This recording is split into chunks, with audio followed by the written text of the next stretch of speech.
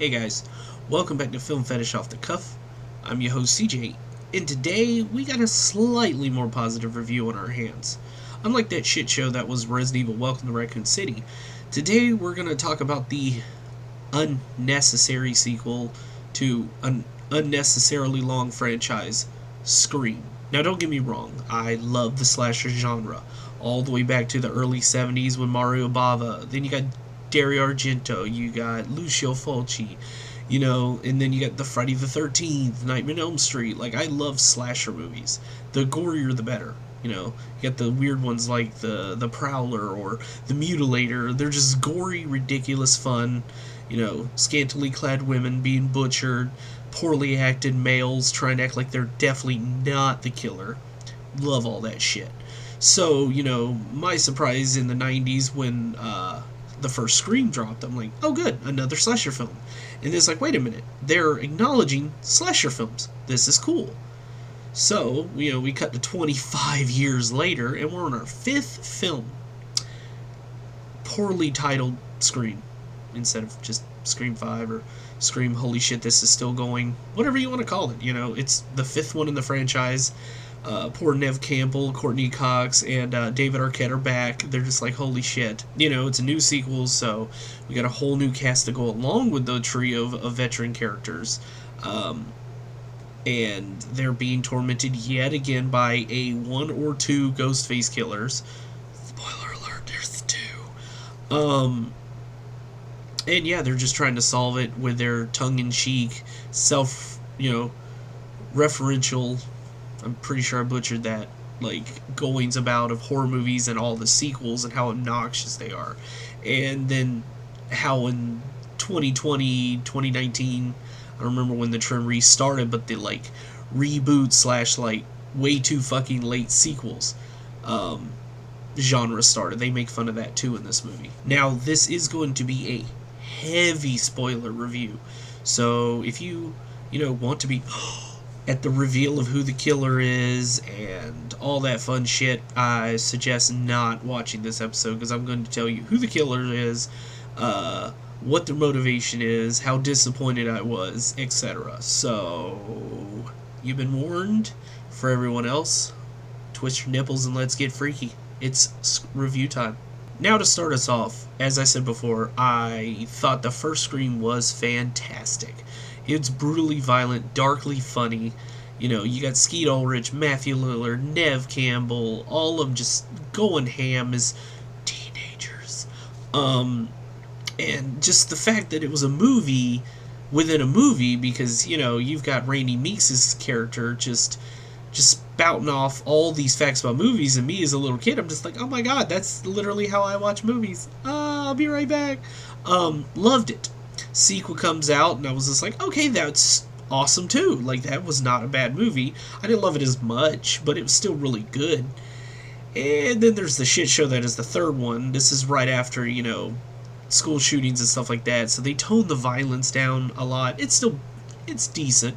The villain is really stupid. His motivation is terrible. His death is even fucking dumber.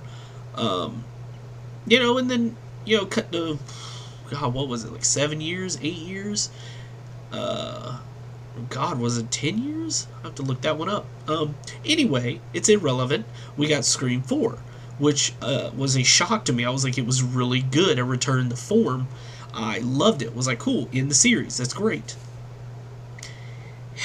Here we are, 10 years later, with Scream 5.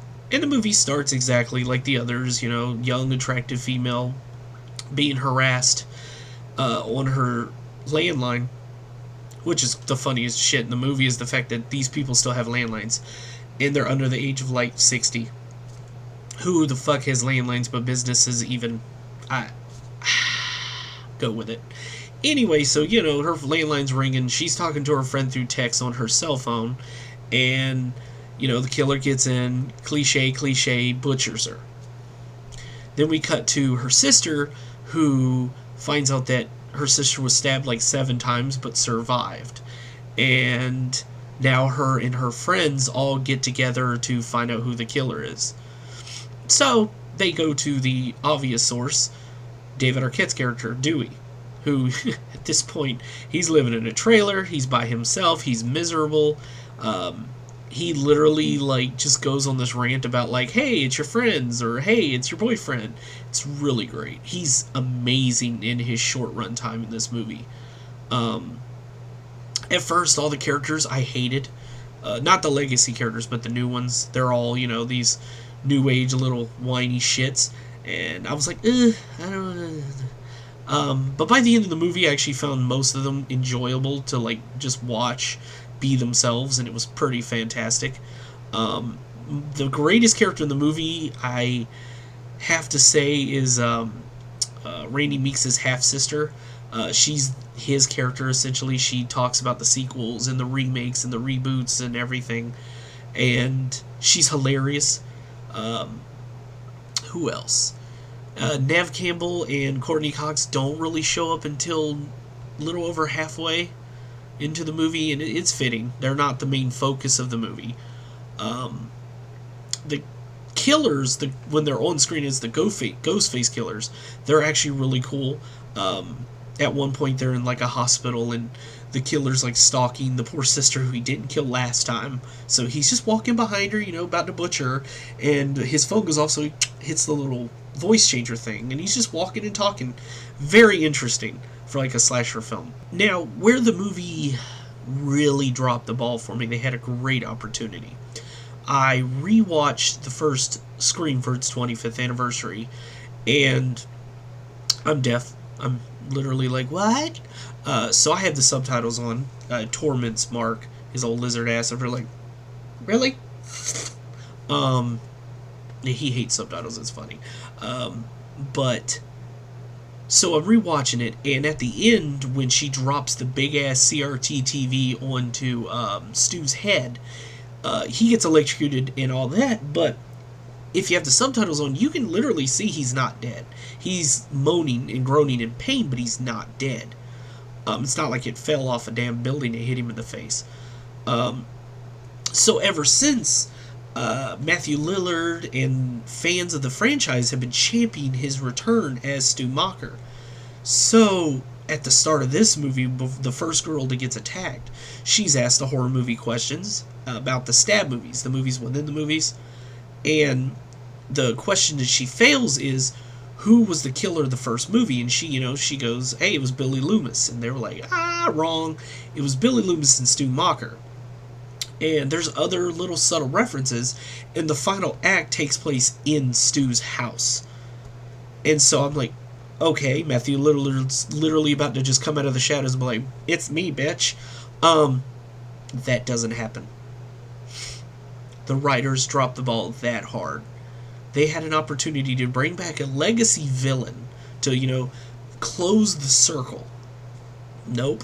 It's brand new villains, stupid ass motivations. Like, they literally basically rehashed the motivations from the fourth film.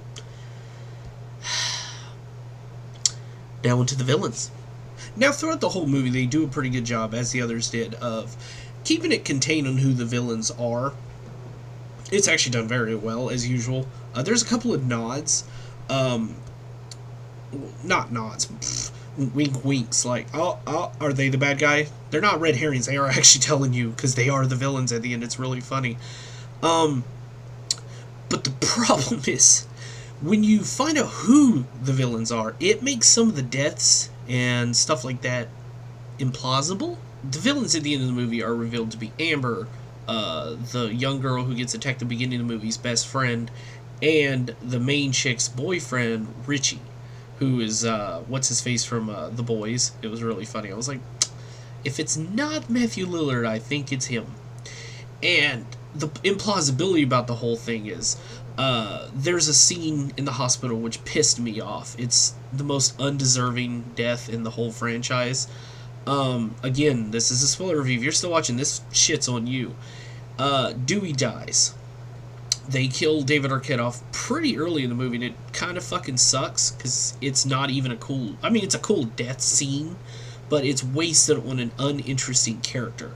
Again, if it had been Matthew Lillard returning as Stu, it would have been, the final showdown between the two, and it would have worked. And, no, it's fucking... Okay. When they're in the hospital, Ghostface comes back to finish off the little sister. Richie shows up, gets the shit knocked out of him, and goes. So that means the killer that's stalking the little sister at this point is Amber, this 110-pound, 5'2" little black-haired chick, is stalking the sister, and you don't know this at this point. But then Dewey comes up, shoots the fucker like 6 times in the chest, and decides, I need to finish it. So it's a really cool scene of him walking, reloading his gun, stepping on the casings. It's a great scene. And right as he finishes it, Courtney Cox calls his cell phone. He gets distracted long enough for the killer to gut him, pulls out another knife, stabs in the back, and lifts him, basically sawing him, and kills him. And when you realize it's this little tiny ass 5'2" chick that just lifted 300-pound David Arquette into the air, you're just like, bullshit. And then there's other times that there's fight scenes that I'm like, where's the damage? Like at the very end, again, this is Amber because Richie's on the screen, is chasing the one brother by the shed, and he clobs her in the face with one of those badass like iron candle holders. So in the face. No damage, her face is pristine.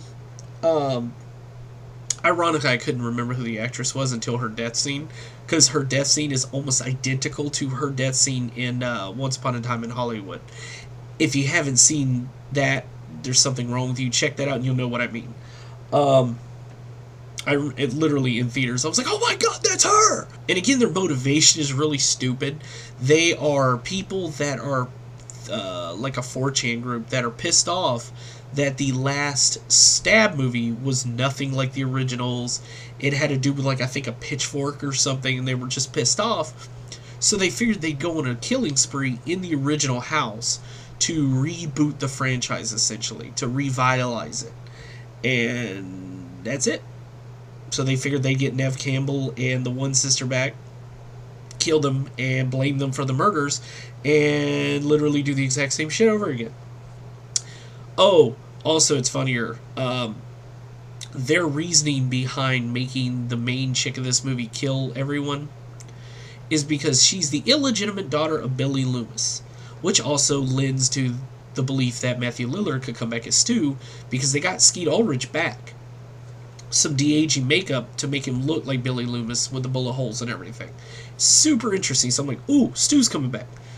He's not even mentioned beyond the opening scene and the house scene. They're just like, oh, we bought his house, he's still dead. Like, no, he's not. So overall, that was the biggest disappointment. In theaters, once they revealed Amber was one of the villains, me and Mark were still holding on to hope that, hey, maybe she's related to Stu. He's still going to show up. And then when, right before it's revealed that the boyfriend is the second killer, I was like, it's him. Mark's like, what do you mean? I was like, it's him. There's nobody else it could be. Sure enough. That's not to say either of the villain deaths are lame. Both of them are fantastic and quite brutal. That's also another thing they did really well in the movie, is they just amped up the violence. There's a really great scene where one of the guys he's holding off the knife, and it goes into the side of his neck, comes out, and it's wiggling around in there. Excellent death scene. Again, they wasted Dewey, and they wasted the deputy chick from the fourth one, the blonde. She's back in this one as one of the protagonist's mom. And she gets brutally killed after like 2 scenes. It's really stupid. It was just, write them off. They're not important. Not like anybody, remembers them from the other movies or anything. Just a really botched writing job for a few scenes. Overall, though, it's still a decent movie. Great violence, great acting, a few fun characters. Up until that final reveal and Dewey's death, it was a pretty decent movie. And then Dewey dies and you're just a little disappointed. And then at the end, you're just like really disappointed. The music's still good. The editing is good. It's by the guys who did Ready or Not, which is a fun little gory, just B movie. Ironically made by Disney. So, it's not a bad movie. If I was to rate it out of 10, it'd definitely be a 7. It's a 3 out of 5. It just, the writers had a great opportunity and they dropped the ball like fucking hard. And this should be it. Like, they're out of ideas. Unfortunately, I've heard that there's already talks about doing another one. And I'm like, guys, enough! Stop beating a dead horse, man. I was like, Friday the 13th did that. Nightmare on Elm Street did that. Halloween has fucking done that. Evil dies tonight! Ugh, let's not talk about that one. Overall, it is a fun flick. If you are in the slasher films, if you're in the self-referential films, you know, it's a fun movie. Nev Campbell's looking really good. Courtney Cox, not so much. I literally, joke that she looks like Caitlyn Jenner, because she really does. She looks terrible. All the legacy characters are fantastic. Again, the violence is great, the music's great, editing's great. The writing is the worst part, and that's usually the backbone of most movies, so... I mean, it's doing great at the box office. I'm happy. Other great news, Resident Evil Welcome to Raccoon City tanked fucking hard. The alleged budget is $25 million. It only made $31 million worldwide. It needed at least to double its budget to make, dead even. It didn't even make that, so see you in hell, Resident Evil. But yeah, check out Scream. It's not a bad film. I don't hate it. I'll definitely watch it again, I just really wish the writers would have, got out of their safe space. But, can't always get what you want. Anyway, my lizard boy is back, so we should be doing some high-quality filming here soon. And I think one of my upcoming episodes, I'll give you a little hint here. I'm going to be doing a few of David A.R. White films.